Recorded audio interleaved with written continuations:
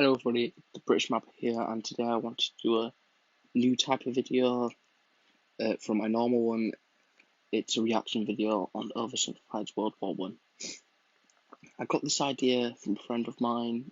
He's reacted to one of my videos. His name's Big Bill, and I'm going to be leaving his reaction in the description, and I'm going to be leaving the original video in the description as well. So subscribe to both of them, check the videos out after you've watched this one. And just a bit of news, I should, if it goes to plan, have a new mapping video out tomorrow. It will be an alternate future of Europe, so look out for that. But without any further ado, let's start this. The world of 1914, a time of modern technology, culture, and fashion. Truly the height of civilization. Let's have a war. Everyone knew a big war was coming. France wanted some stuff back that Germany had taken from it. Germany wanted to take more of everyone's stuff. Another reason, I just wanted to point this out, Germany also did very, very poor in the colonization race. They got round about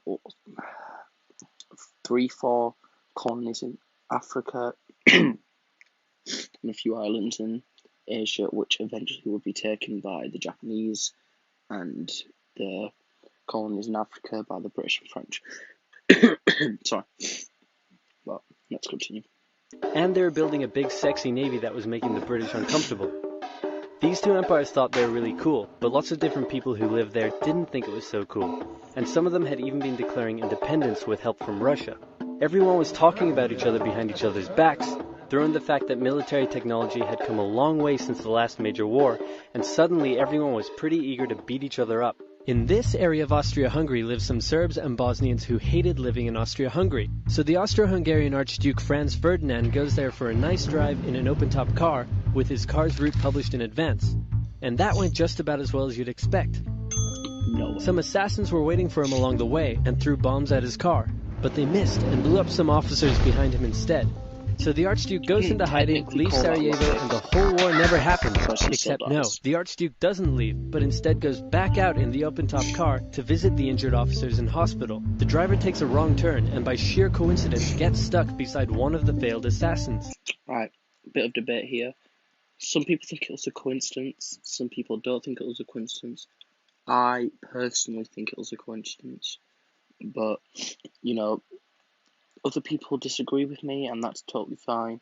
It's history. We'll never certainly know. Who shoots him? Austria-Hungary is understandably pissed about all this, and they think the Serbian government had something to do with it, which they might have.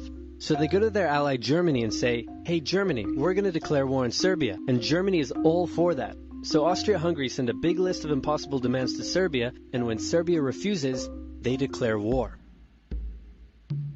Austria-Hungary and Germany are friends, and Serbia is protected by Russia, who's friends with France, so they'll declare war on each other.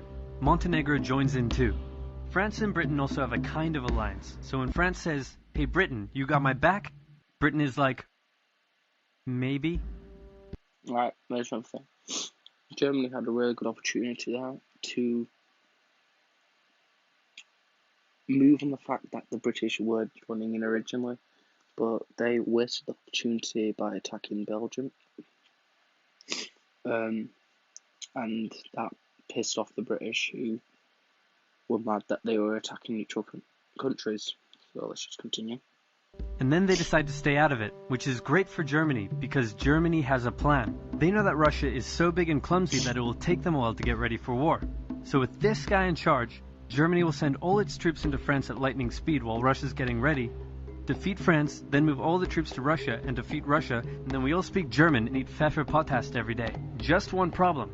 France has loads of forts and defenses along its German border, and Germany can't waste any time fighting them, so Germany decides to go around them, through Belgium.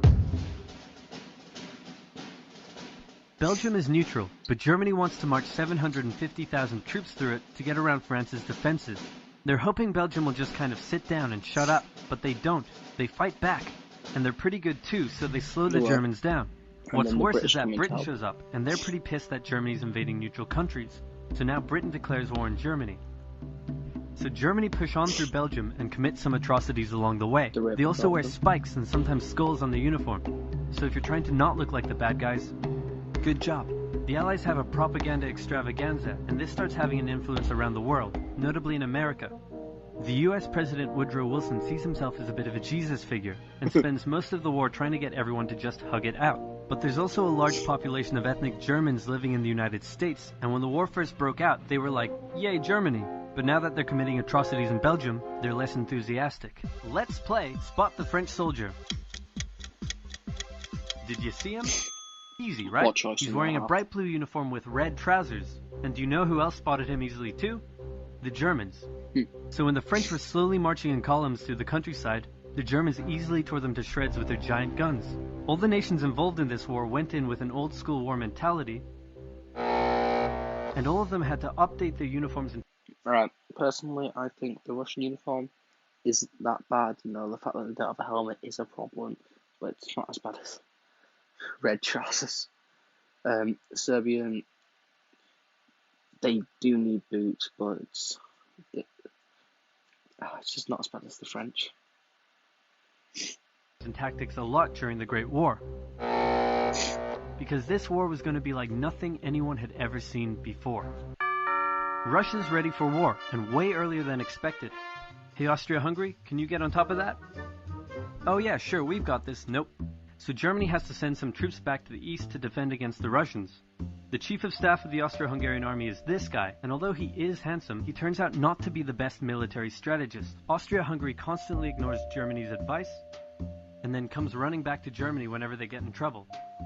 Austria-Hungary even gets its ass kicked by tiny Serbia, who repels all their invasion attempts at the start of the war. It's better news for Germany in the north, though, where they almost completely wipe out the Russian Second Army. Back on the Western Front, the Germans continue advancing and are in sight of Paris. At this point, anyone would be forgiven for thinking the Germans were going to get that quick victory after all. But then things start to go wrong. The French commander-in-chief knew something had to be done, and he ordered his armies to stop retreating. In the resulting battle, a gap opened up in the German lines. If a gap opens up, the enemy can use it to flank you from the side and behind, so the German armies have to retreat. The Allies launch a counterattack, so the Germans dig into defensive positions. The Allies do the same. Then both sides move north, trying to outflank each other along the way. When they reach the sea, they're in a stalemate with trench systems running the whole way from the coast to Switzerland, the beginning of trench warfare on the Western Front. Here's how trench warfare works. Two opposing lines of trenches with no man's land in between. One side would pummel the other with hundreds of thousands of artillery shells, sometimes for days at a time. This had a huge psychological effect on the soldiers, leaving many shell-shocked. Then, the attacking troops would leave their trenches and rush across no man's land, a muddy wet mass of shell craters and barbed wire. The defending trench would unleash machine gun fire on the attackers, inflicting thousands of casualties. The attackers would send wave after wave until either they gave up or the opposing trench was finally overrun. There would be months of... like I said, terrible fate for most people who were in trenches. Not just because of the attacking, if they were attacking like the British or the Germans, but mainly because the living conditions were so awful. Like he said, they would get shell shocked, they would get trench foot from how much mud they would get in their boots and something. It was awful. of fighting and the deaths of thousands in order to gain a few meters or kilometers of land. Living in the trenches was hard work too. Corpses, mud that could swallow you whole, pools of poisonous water, rats, disease, the smell. It's insane that millions of soldiers put up with these conditions, and commanders ordered them to do so for years. Alright, thanks for watching this little video that I put together. Like I said, I've got the alternate future of Europe video coming up soon, so hope you watch that. Remember to check out Big Bill and Oversimplified in the description, because this channel is truly amazing and I love every single one of their videos. But until next time, see ya.